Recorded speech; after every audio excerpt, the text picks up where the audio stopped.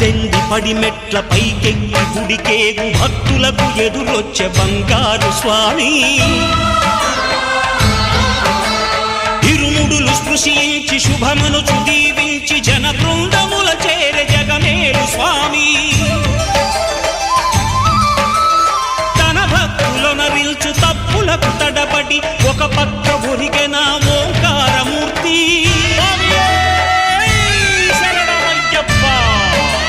స్వాములందరూ తనకు సాయము కాగా ధీమంతుడై లేచే ఆ కన్య స్వామి